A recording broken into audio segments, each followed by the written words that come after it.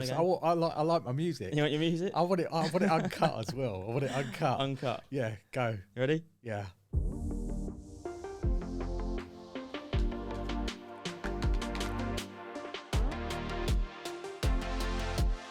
I actually really like this. But it is 2 minutes long. Yeah, it's a bit too long for us. It's a bit too long, isn't it? Yeah. People might get sort of zone out and get bored. Yeah, that's true, actually. Yeah. Well, thanks for getting me on camera, George. That's okay. You know that in the last 20 years, I've been on camera probably once. I think that was with me.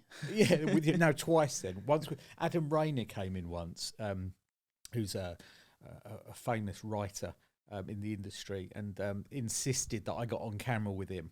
And honestly, I regretted it for years afterwards. I really didn't enjoy it at all. So I sort of promised myself from that day that I would never do it again. So Yeah. thank you for encouraging me to get on camera. That's okay. I needed to get you on camera before I left, really. Yeah. No, I did promise you, didn't I? Yeah. That we would do this. So here I am. So managed to bully Mike onto camera. So let's find out a bit more about you, Mike. What's been going on? Well, what's been going on?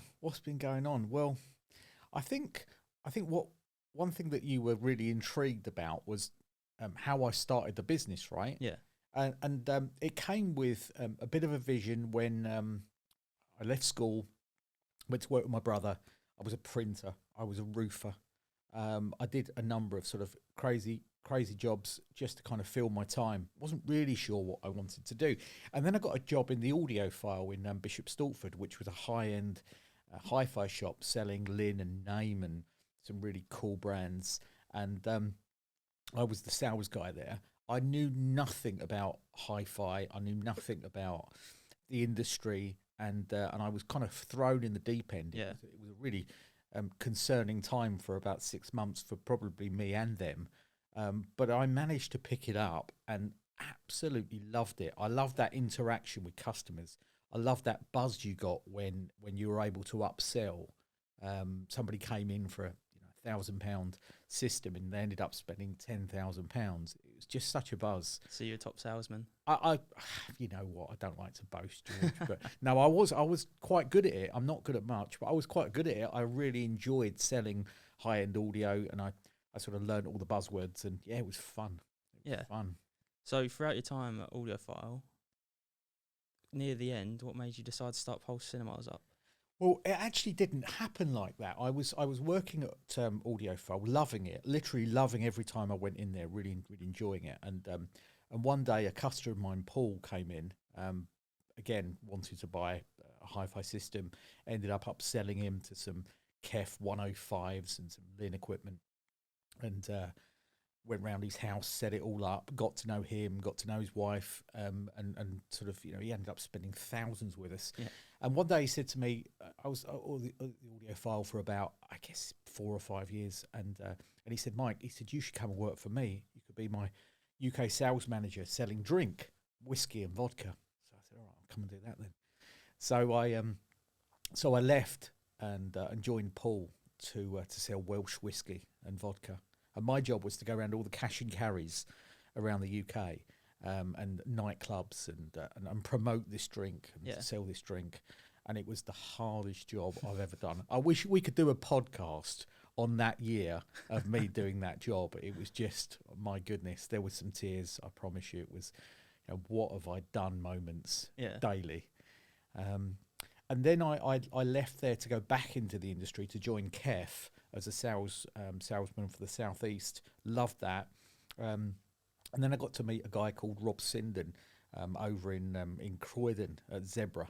And he was one of my customers. And he won't mind me telling the story, but I went in and I sort of effectively shut his KEF account down because he was using KEF to sell his own speakers that he was importing into the country.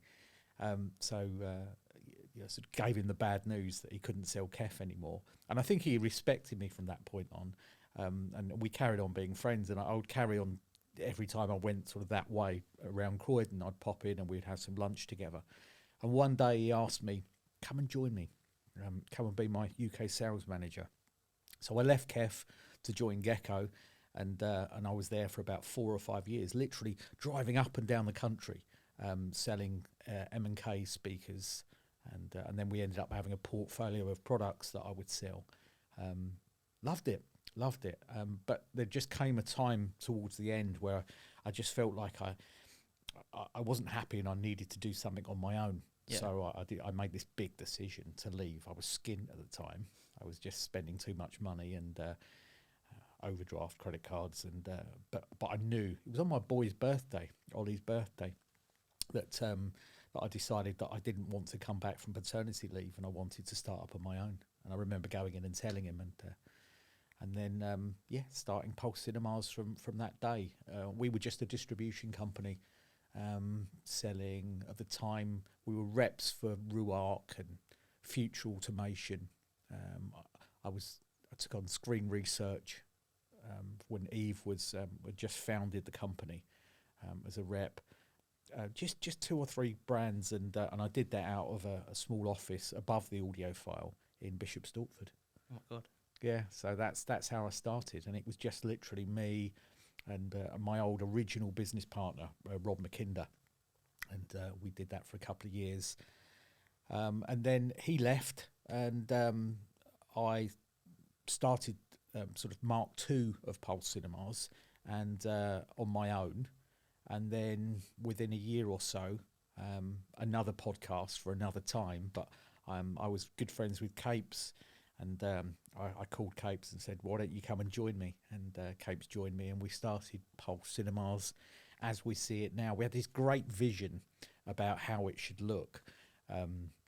We wanted a different type of distribution company. We wanted to be able to offer amazing service and incredible support to dealers, and not only do what we thought distributors were doing in the past, which was just bringing in a product, putting it in a warehouse, and then selling it to dealers with a margin. We wanted to do something different, and we had this place as a vision. And I'm just my goodness, when I think back about it, sitting in a library for a couple of days, writing out exactly what it is that I wanted. Just the brands I wanted and the facility that I wanted, and how we would make this work. It's incredible. I look back at those notes that I wrote in the early days, and it's pretty incredible how accurate it is. So I know a lot of people want to know this who are just starting up their own companies. Yeah. How do you find it running a large company like this? Well, I've got to tell you, it's it has its moments. I want to focus on the good, because it is amazing running your own company. There's no doubt about it. It's an incredible journey. But I think that you've got to go into it with your eyes wide open. You end up doing a lot that you didn't set out to do. So I think I'm probably quite a good communicator. I'm good with people. I can, I love music. I love movies. I love demonstrating cinema. I love, I love the people side, the marketing side of business. And I wouldn't say that I'm a natural at business, but I've made it work by surrounding myself with amazing people. There you go. There's my bit of advice. I would suggest surrounding yourself with amazing people, and I've done that over the years. I've worked with some incredible people that have come and gone on to do better things. Really proud of that, actually.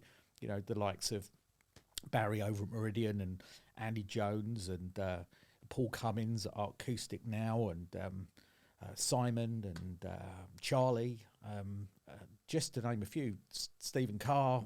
My goodness, I probably missed out lots, but some incredible people have worked alongside me at Pulse Cinemas, and I'm hugely proud of what I've done to help those guys to go on to achieving other things, working for other companies. So yeah, it's running a company for sure is fun, but stressful. And as you would have heard in that previous podcast that we put out this morning, about me and you, George, and about that the sort of moment when you get the call from one of your members of your team that said, "Mike, have you got a minute? I need to talk to you." And you say, "Oh no, not again."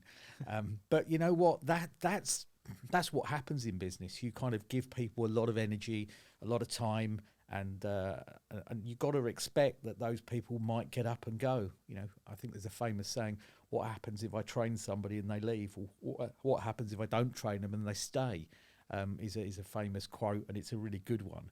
So I give a lot of energy to people that work here, and I've really enjoyed that part for sure. Yeah, you do a really good job of it. Thank you, George. So you've achieved your vision so far. What would be the next goal for you and this company? Oh, what a good question. My next goal, I think becoming an even better distribution company. I think just delivering to our dealers a service that where we kind of imagine ourselves as, I think a lot of the time distributors are doing a job. We're buying in a product, we're selling it to a dealer, but I think we need to put ourselves in the dealer's shoes. We need to understand their pain points, and we need to do all we can to ensure that they can give their clients the best possible service. So I'm looking at ways with Capes of growing our company very quickly. We would very much like to double the size of Pulse Cinemas in the next 3 years. And we've got our plans to be able to do that. I'm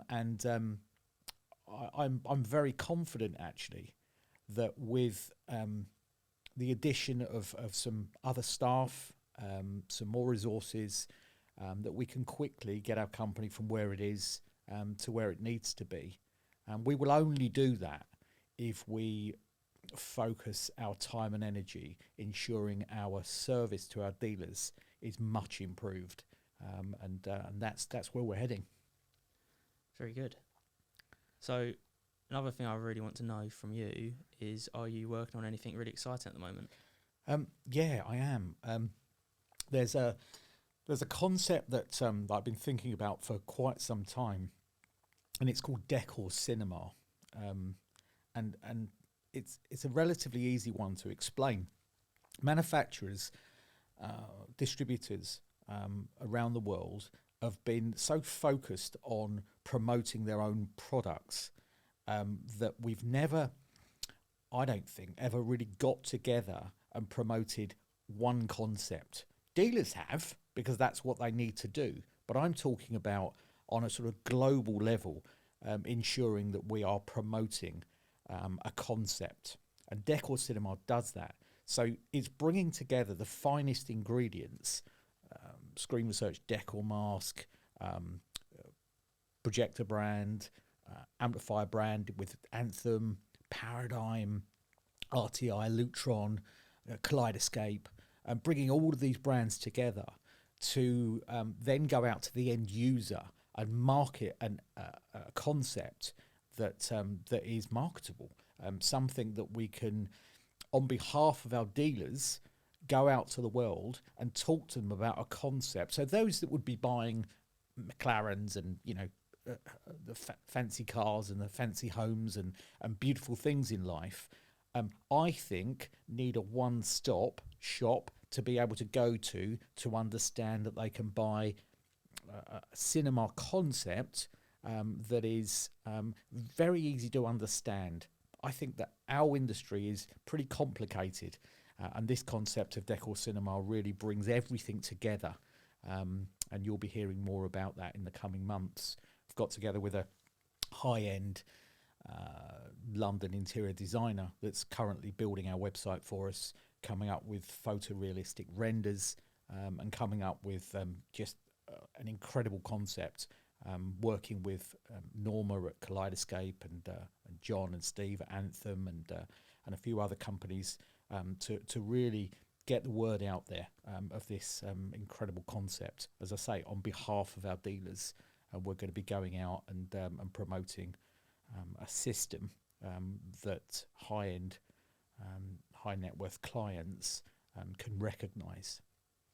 Sounds like Decor Cinema is going to be very interesting. Yeah, it's. Do you know what? I just that's the first time I've kind of tried to communicate it, and I probably didn't do it as well as I will in the future. But I've got to tell you, I'm really excited about it. Can't wait to see what comes out of it. Thank you.